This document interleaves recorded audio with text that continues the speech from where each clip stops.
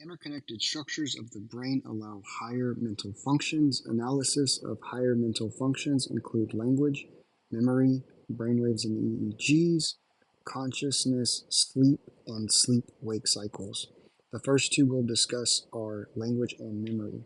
Language implementation system involves association cortex of the left hemisphere, whether that's interpreting speech or producing speech, that is going to occur on the left hemisphere of the brain. Broca's, this is involved in speech production. So this is a motor function for us to move our mouth in order to produce words. Wernicke's, this is involved in understanding. So this is more of a sensory function. We are understanding spoken and written words. Broca's is right here, and then Wernicke's is that dotted outline here. Memory is the storage and retrieval of information. There are different kinds of memory. Declarative is one. This is the memory of facts. So remembering someone's name, remembering faces, remembering certain words, or remembering dates. These are all examples of declarative memory. Procedural memory. This is memory of skills. So for instance, playing a piano. You have to go through all these different steps in order to play the piano. Or for instance, using Microsoft Excel, certain steps that you have to follow in order to complete these tasks. Motor memory. This is memory of motor skills. So for instance, riding a bike. That is an example. Emotional memory. This is memory of experiences that are linked to an emotion. Two stages of the declarative memory storage. So this is referring to this first example. Short-term memory. This is temporarily holding information, and it is limited to 7 or 8 pieces of information. Long-term memory, this is where that information goes after short-term memory, and it has a limitless capacity. So factors that affect this transfer from short-term to long-term memory. One is our emotional state. This is best if we are alert, motivated, surprised, or aroused. So for instance, I told my students where it requires a lot of brain power to get that stuff done in the morning, where you are most alert and you are motivated to get your work done, compared to later in the evening when you're relaxed, you're tired from the day. That is not a great time to study because it's not going to get in your long-term memory. Another is rehearsal, is repetition and practice. That is another tip that I give my students, which is spaced repetition, not to cram before exams. The more that you space it out, the more likely it's to get from your short-term to your long-term memory. The next is association. So tying new information with old memories. If you've noticed, a lot of the examples that I give, these are personal experiences, so it helps me to associate some of that information with something that I've already experienced. Automatic memory. This is subconscious. You may not be aware of it at the moment, but it is stored in your subconscious mind. Memory consolidation involves fitting new facts into categories that are already stored in the cerebral cortex. And they're going to be stored in their appropriate regions. So for instance, your visual memories, what lobe do you think that would be stored in based off of the location of where this information is processed? In the occipital lobe. Musical memories, what lobe? That would be in the temporal lobe. The hippocampus and the temporal cortical areas, they are going to communicate with the thalamus. Once again, the gateway, the relay center to transmit this information, including the prefrontal cortex, where thinking happens. If we take a look at this diagram here to the right, we see these afferent inputs. So for example, think about vision here. You're reading the words on that page. The afferent information, we have this temporary storage in the cerebral cortex. That's this buffer region. And then from there, that Data that's selected for transfer goes to our short-term memory. So data transfer, the factors that we have discussed already, so I'm going to list it, are emotional state, rehearsal, association. So 1 through 3, by being in that alert state, by practicing using rehearsal and then tying the new information with old memories, we have a higher likelihood that that information will go to our long-term memory. The automatic memory, that is not, it goes through our subconscious mind, so it's bypassing from short-term to long-term, going straight to our long-term memory. Clinical homeostatic imbalance here, damage to the hippocampus or surrounding structures on either side will result only in slight memory loss. This is comparing it to bilateral structure, and when the entire structure is damaged, we'll experience widespread amnesia. So there's two types of amnesia. One is retrograde and one is anterograde. Think about like retro, that's in the past. So if you take a look at this diagram here, at the onset of amnesia, at this point, the stuff from the past, that's what we forget. However, moving forward, we still have our short-term and long-term memory that's working. If we compare that with anterograde, we keep all the memories from the past. However, moving forward, we cannot associate the new inputs with some of our old ones, and therefore we get memory loss. It talks about how that person, they live in the here and the now. So for instance, you try to carry a conversation with them, and 5 minutes later they won't remember what you talked about. Brainwave patterns and the EEG. So what this reflects is the electrical activity of the higher mental functions. So they have this set up here, have this person shown set up with an EEG. We're recording that electrical activity. We are measuring the electrical potential differences at these different cortical areas. What the EEG is useful for, it's useful for diagnosing epilepsy and sleep disorders, and it's also used to determine brain death. So by looking at some of these different wave patterns here, you can see that on the right, we can determine their state. The EEG, it's measured in the wave frequency in hertz and the number of peaks per second. So 1 hertz is equal to 1 peak per second. Therefore, if you increase the frequency, you're going to increase the hertz. You've got 4 classes based on hertz.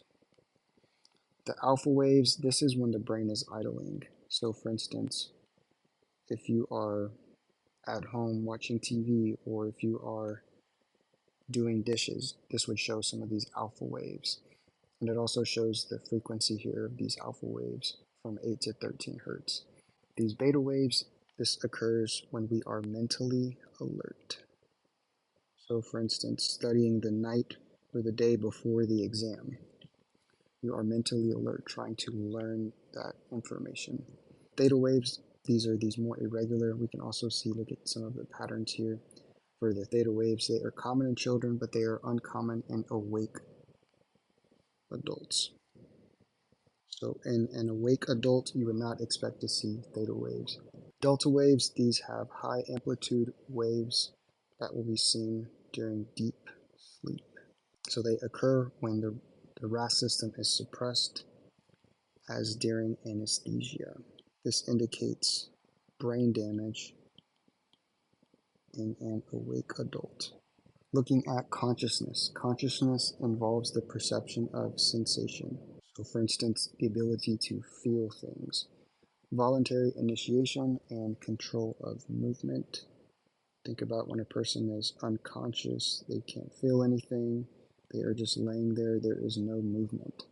Also, the capabilities associated with higher mental processing, so memory, logic, and judgment. They're clinically defined on a continuum, and if we look at the scale here, it's moving in this direction, from alert to drowsiness to stupor to coma. Stupor is essentially a more extreme form of drowsiness. Some of the things that they believe With consciousness involves simultaneous activity of all these different activities, the large cortical areas and the cerebral cortex. It is holistic and totally interconnected. So all these pathways are communicating with each other for consciousness, and then they're also superimposed on other neural activities. A clinical homeostatic imbalance here with fainting or syncope, both of these terms, you can use either of these terms to describe it, and this is a brief loss of consciousness.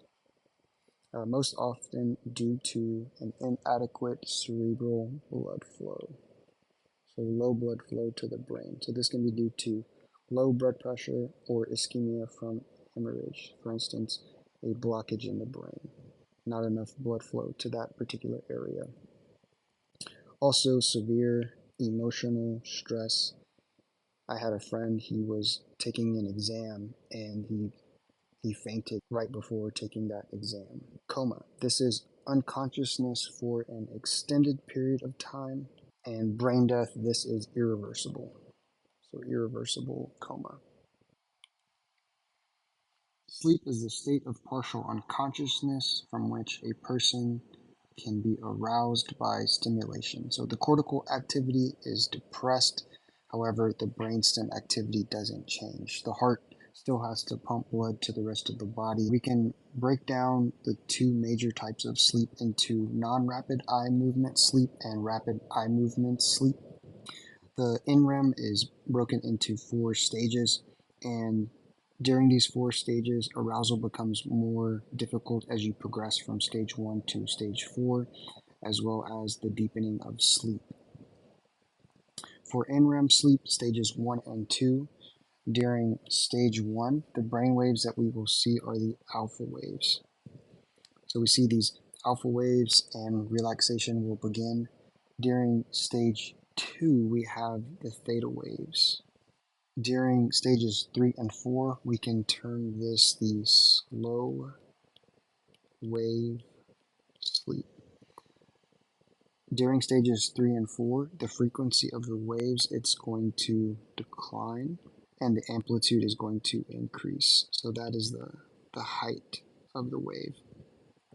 These vital signs, they are going to decline, including heart rate and blood pressure. During stage 3, we can see theta waves as well as delta waves. Remember, delta waves, that's associated with deep sleep.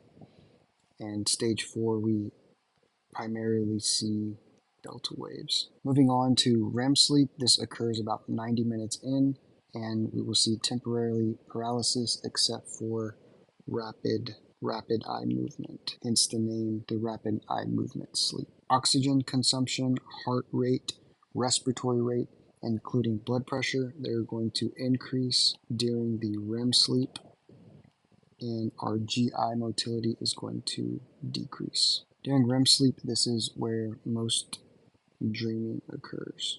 How the sleep is regulated, there are alternating cycles of sleep and wakefulness that reflect the natural circadian 24-hour rhythm. The RAS activity, it is going to be inhibited during sleep. Keep in mind the RAS activity, that's our wakefulness. Therefore, it will be inhibited while we're sleeping. And the RAS also mediates the sleep stages. So it is inhibited, however, it's still going to mediate some of the sleep stages. You have the suprachiasmatic and preoptic nuclei. These are found within the hypothalamus. We can see the suprachiasmatic nucleus shown here within the hypothalamus.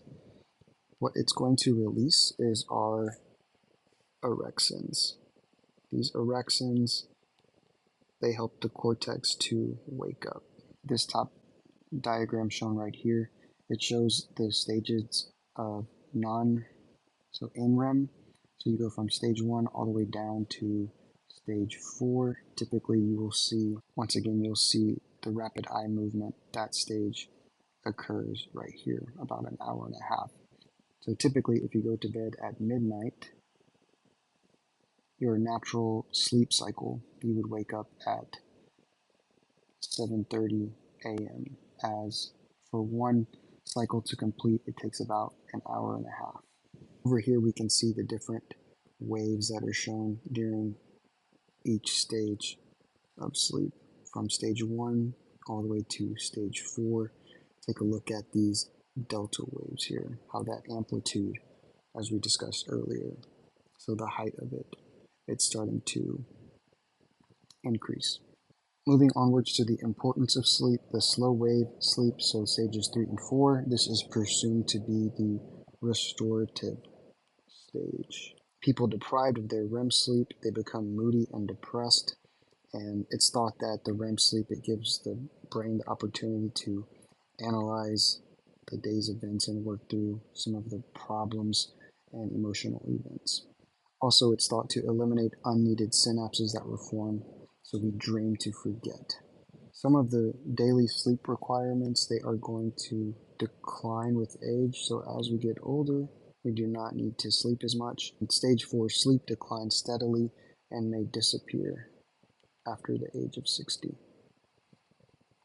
Homeostatic imbalances, narcolepsy, this is whenever we are in the awake state and fall asleep. So for instance, during the day, doing whatever activity, and this is very dangerous considering, think about if you're behind the wheel and you're falling asleep. Narcolepsy is thought to be autoimmune, meaning that the body attacks itself and destroys these orexins. And the replacement of orexins is a possible treatment. Once again, the orexins, what they're responsible for is waking up the cerebral cortex.